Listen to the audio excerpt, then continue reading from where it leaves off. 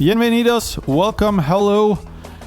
I am glad you're here, and I'm also very happy to be here with all of you. My name is Thomas, and this is Mateina, your podcast that is all about Yerba Mate, which is powered by Somos Mateina, the mate store that ships worldwide, which is also us, or me. It's good to be back. We have a jam-packed episode. And when I'm telling you it's jam-packed, I really mean jam-packed, because we have three very interesting topics. Yerba mate is no longer just a traditional drink from South America, as you probably already know. It's starting to move into completely new spaces. Global Sports, for example, the global sponsor for the CONCACAF Gold Cup this year. Guess who that is? Yep, I will tell you in a few. And then we're looking into the startup culture. Barron Trump, that's Donald's youngest son, recently started a company called Solos Yerba Mate Inc. Yep, and what it does, I will also tell you. Barron Trump, youngest son, started Solos Yerba. And then we're going into science, clinical studies. The University of Northern Alabama researchers have done something, and they are looking into something that is related to Yerba Mate. So stay tuned. We're also going to look into this topic. And then, as you already know, we have the Yerba of the Week review. We're gonna switch it up a little bit. We are going to look at the following topics: history, taste notes, what makes this one very different, what's the mouthfeel, the energy profile, what it is best for, and the final verdict, meaning who is it good for, what does it do, is it beginner friendly or not.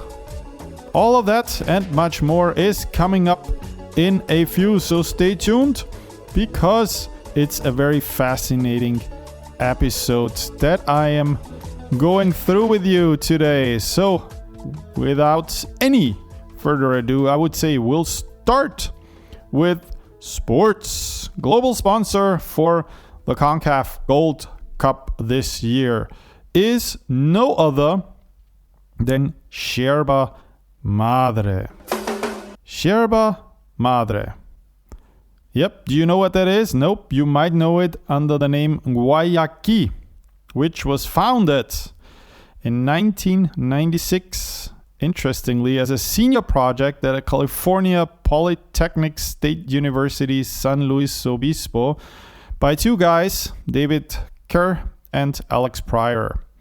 And the name Guayaki comes from the indigenous Ache people of Paraguay, who are ancestral consumers of the mate plant. And in this interest of social and environmental responsibility, the company works with the Ache people to conserve the rainforest habitat they dwell in and harvest mate. Guayakis, or now its new name, Yerba Madre, is based in California. It's a corporation certified organic by the USDA. And additionally, the company is also certified as Fair Trade by IMO and is a member of Fair Trade Federation. Yeah, and in April 2021, and this is the last fact that I'm going to give you about this Yerba, because then we're going to dive into a little bit more of the CONCACAF collaboration. 2021, the brand announced Steven Kozak will step down as the CEO of the company. And Kozak was, interestingly, a former CEO of Red Bull North America, so there is some energy relation there. Yeah, Guayaki, or Yerba Madre, has recently become the official sponsor of the CONCACAF Gold Cup. And now, if you're not really familiar what that is, the Gold Cup is one of the biggest international football tournaments in North and Central America. It features national teams, has massive audiences, and huge commercial presence. Yeah, Yerba Mate is going commercial in its classic way. But what makes this so important is not just the sponsorship itself, but what it really represents. And Yerba Mate has always been deeply tied to football culture, especially in countries like Argentina and Uruguay. I don't really know if I need to explain this any further, but I mean, those are countries that love soccer or football, whatever you prefer. Yeah, because players have been drinking mate together for decades, and it's part of the team bonding, it's part of the routine, and almost a symbol of identity. Recently, I saw the Inter Miami team traveling. I believe they went to New York, and before they got on the plane, just look at their Instagram feed, Inter Miami, and you see the players getting on the plane, and there is almost every single player having a mate set with them. It's unbelievable. And of course there was Messi and Suarez next to each other, stepping on the plane with their mate sets, sharing a mate, as they have always done. I guess that started in Barcelona, where they have become real good friends. And until now, that connection was mostly informal. Lived in locker rooms and team buses, on the planes that the teams travel. But now this sponsorship changes that completely. It makes mate come out of a little private space for players, coaches, staff members, and puts it directly in front of the fans. And up until today, we've only seen that in South America, mainly in Argentina, where you see Yerba brands, commercials, in stadiums. But now it's marketed in big stadiums outside of Argentina too, and integrated into the fan experience and positioned as a performance and lifestyle drink on a global stage. Yes, that's what it has become. And this shift matters because it places Yerba Mate in the spotlight. Yeah, and it also competes now with energy drinks and sport beverages and what the industry calls functional beverages.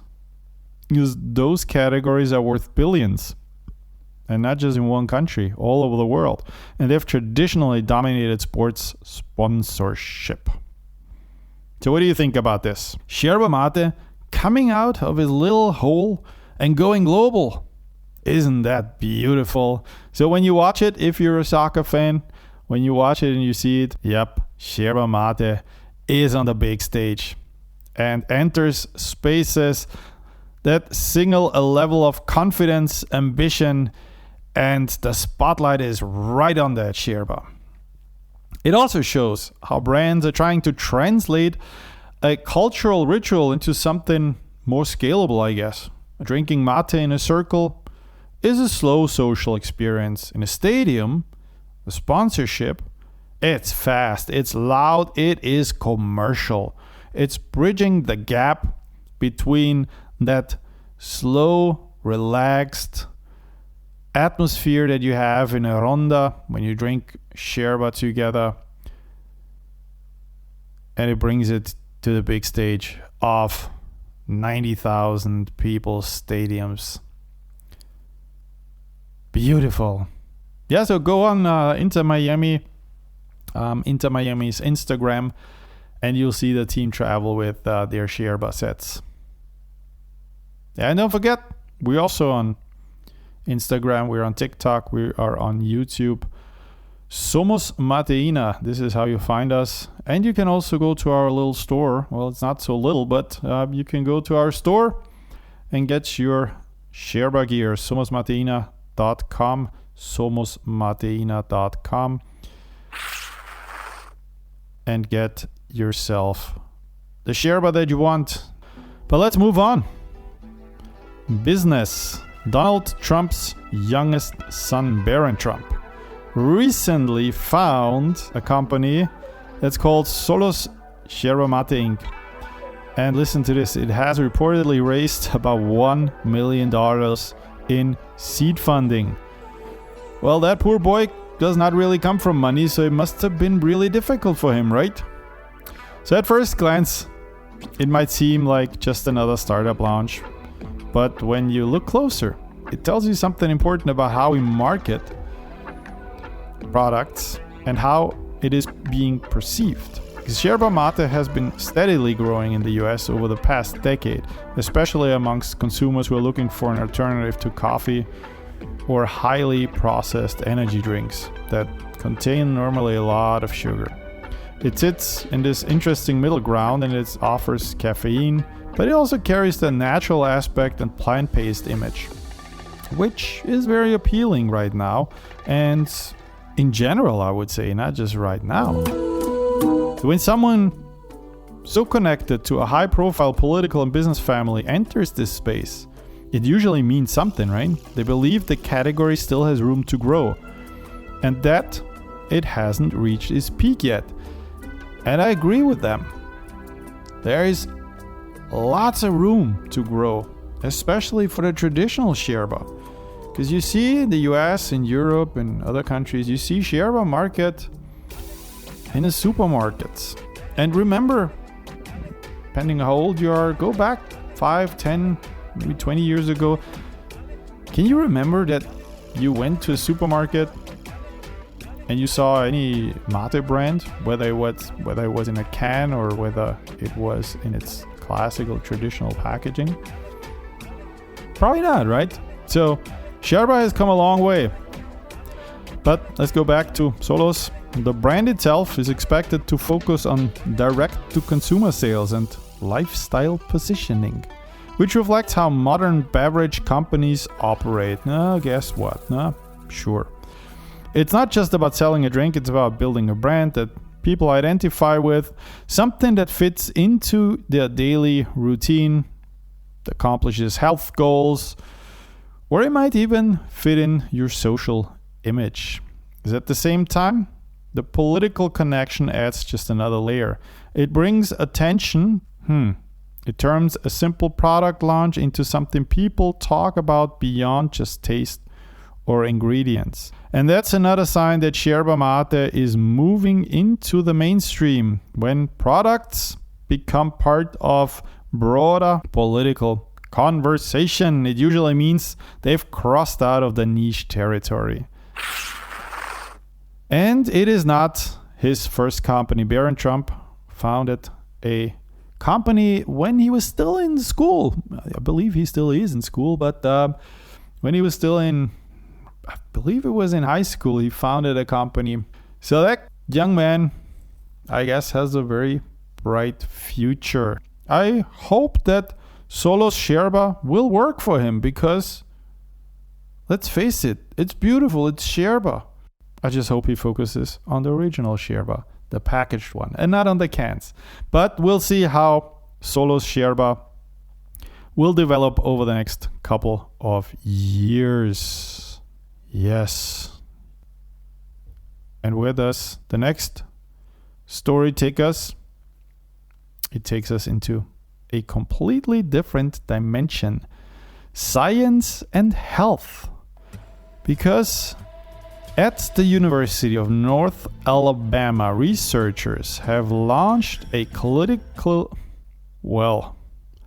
let's try this again.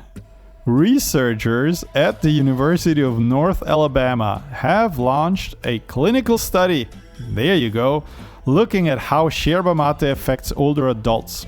Specifically, they're studying metabolism, cognitive performance, and functional health. And this is a big deal because it expands the way we think about Yerba mate. As most people associate Yerba with energy, focus, maybe even productivity. It's often compared to coffee or tea because of its energy kick. But this study is asking whether mate could play a role in something much bigger, healthy aging. The participants in this study are all over 60 years old, and researchers are tracking changes in things like mental clarity, physical performance, and metabolic markers over time.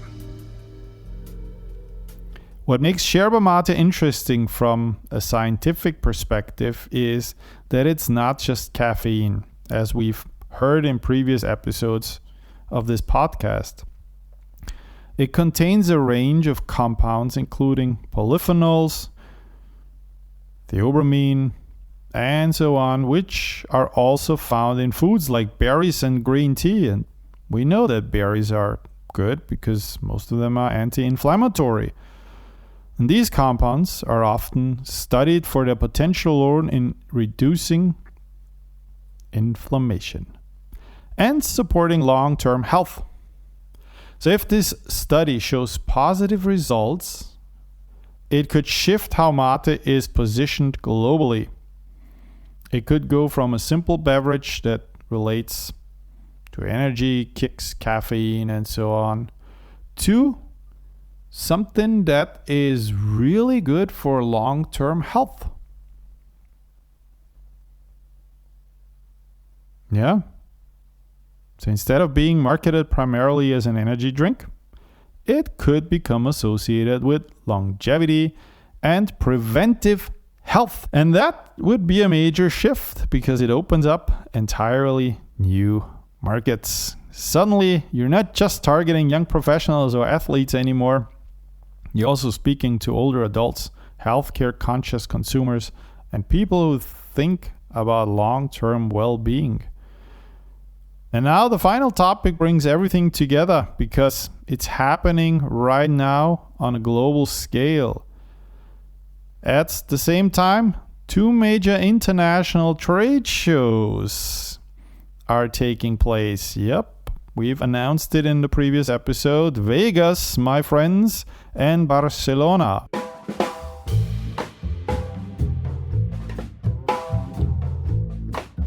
Yeah, the trade show in Vegas, World Tea Expo, and the Alimentaria 2026 in Barcelona.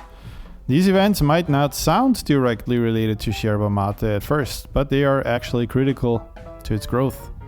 And if you've ever been there, you've probably noticed every year there is more and more Yerba producers, more and more Yerba companies there. So if you've ever get a chance to go there, unfortunately it's almost over unless you listen to this in the morning and you still want to get a ticket. Not sure if it's still available, but it's worth going there. If not this year, then next year.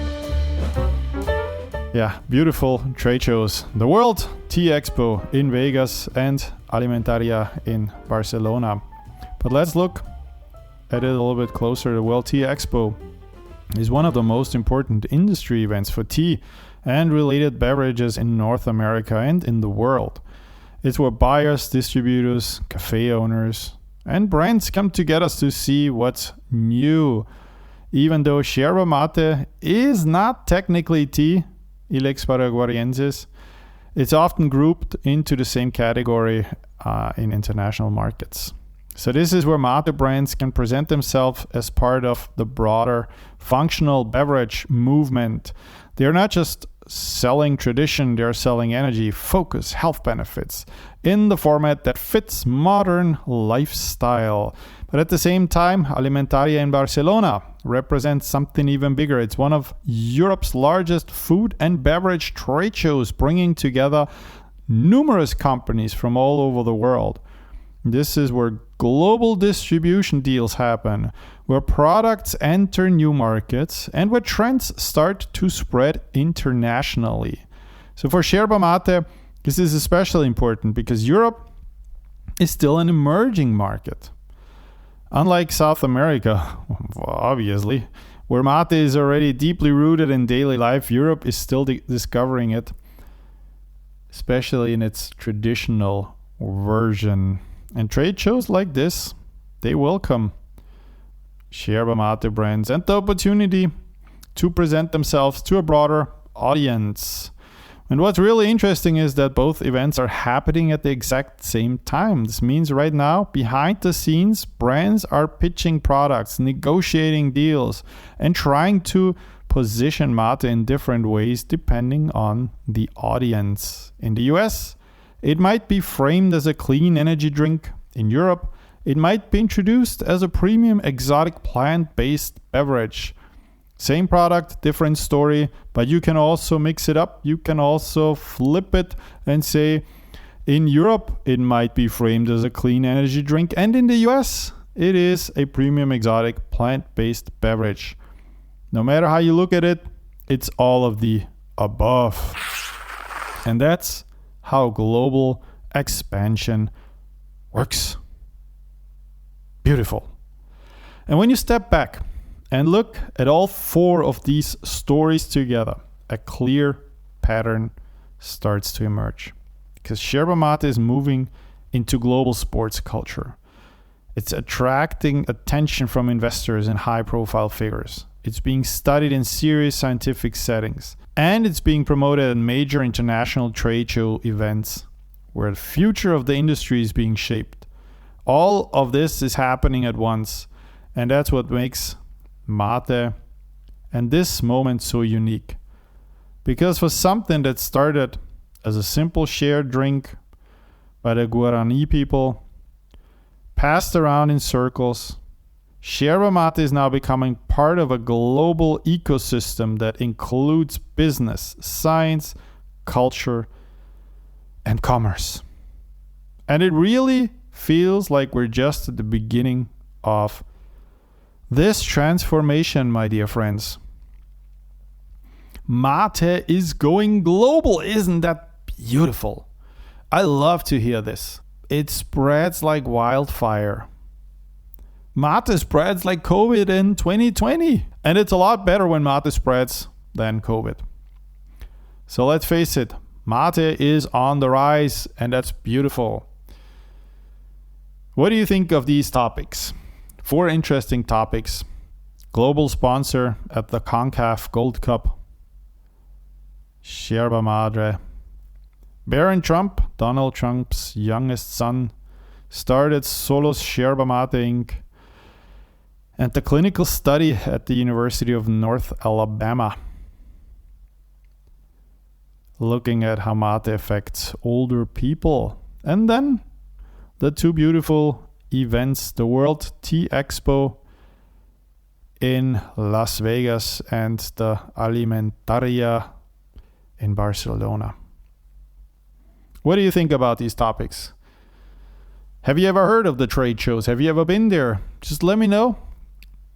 We're on YouTube, Somos Mateina. We are on Instagram, Somos Mateina. Follow us. Leave some comments. Also on Instagram, you always find great deals for the Somos Mateina store. We have a sale of the week. Every week, new products, different products on sale from 15 to 20 to 25%, sometimes even 30% off. So check us out, somosmateina.com. Follow us on Instagram. Go on YouTube under Somos Mateina, and of course, subscribe. Like our podcast. We are on Apple Podcast, Spotify, or wherever you listen and enjoy your podcast. And now, señores y señoras, we're coming to the final topic, the Yerba of the Week review. And today we're going to look at La Merced, and the full flavor lineup is in front of me. We have Campo Sur, de Campo, de Monte, Barbacoa, Campo en Monte. Beautiful. So what do they taste like? Where does La Merced come from? And a few more facts, such as mouthfeel, energy profile, what is best for, and the verdict. Yes, the verdict is in. So let's start with La Merced Campo Sur. What are the taste notes? They're mild, slightly sweet, clean, vegetal. Why is it different? Because La Merced has a low bitterness and a refined aging process. It feels light and silky in your mouth. The energy profile is medium but smooth. And it's best for beginners. All day drinking. It's probably the most accessible version of La Merced. And then we have De Campo. It's an open field growth yerba. Tastes herbal, slightly dry, classic Argentinian, of course. And the sun-exposed crops make it a more rustic profile. Medium dry, of course. The energy profile is also medium. It's best for people who love traditional yerba. And the verdict is in. It's pure countryside character. pure countryside character.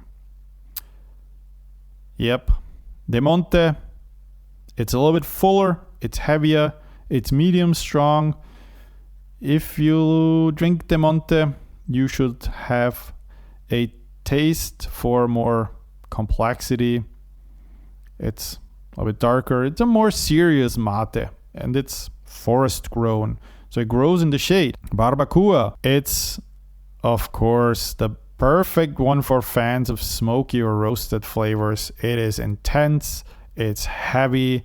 The wood fire drying gives it a unique smoky aroma, and of course it is smoke dried using traditional barbacoa methods. Campo and Monte is the last in their lineup. It's balanced between herbal and a deep, intense Yerba. It has a hybrid profile, so it's medium bodied. It also feels medium. It feels, to some, maybe a little bit medium strong, but it's a more medium balanced Yerba. And this is perfect for people who love complexity in their Yerba without the extreme bitterness, without the extremes in general. And that's probably the best balanced in the lineup. So if we're looking at the key insights of this Yerba, it's not about suave versus strong. It's about where and how the plant is grown and processed. So you have the Campo is in the fields, the Monte in forests, the Barbacoa is smoked. The Campo is lighter herbal, the Monte is deeper and stronger, and the Barbacoa is bold and unique. And in terms of strength, Campo and Monte is the strongest one, Campo Sur the lightest one. If you want something that is more bitter, then you probably go with the Campo and Monte, or De Monte, and the Campo Sur is the lowest. Is it a good Yerba for beginners? Yes, it's great for beginners. Go with a smoother one, the Campo Sur. It's a classic, of course. Bitterness is low, the body is lighter, it's smooth, and it has some sweetness to it. Most traditional one is De Campo, and the most complex, De Monte. However, my friends, before we come to the end of this episode, let's look at the history real quick. It was founded in 1924 by Gobernador Virasoro. I hope I pronounced this right. And it is created by Establecimiento Las Marias, which is one of the most important producers in Argentina. So, to sum it up, La Merced isn't just a small brand, it's a high-end line from a major historic producer. And if you see it in a store, it sticks out because they pay a lot of attention to their packaging. It's beautiful. It's green. Has a little, it's almost like a window in the package, and that shows straight to the silver packaging inside the box. Yeah, you can almost look into its soul through that little window. My friends, Materos y Materas, we have come to the end of this episode. But don't you worry, we'll be back with another episode soon. And since there is 2 big, gigantic trade shows going on this week, I'm sure we'll have some very fascinating topics coming up next week. And I'm really looking forward to you joining in again to Mateina, the podcast that is all about Yerba Mate. And without you, this would not be possible. We would not have a podcast, there wouldn't be a store, there wouldn't be no Somos Mateina. And when I'm talking about Somos Mateina, it's all of us. It's you, it's me, it's everybody who loves mate. Because my goal, my utmost goal is to spread mate. Because it's such a beautiful and healthy drink. So please subscribe to our podcast so we can continue this show on Apple Podcasts, Spotify, wherever you listen to your podcast. Give us a thumbs up on YouTube. We're there also, Somos Mateina. We're on Instagram and TikTok, Somos Mateina.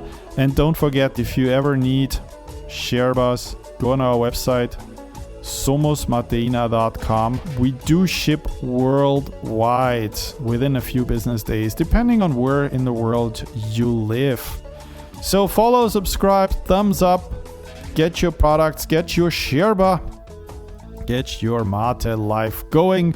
Enjoy your week, have fun, and don't forget, life is short and el café es para mortales, pero mate es para leyendas. I'm your host, Thomas.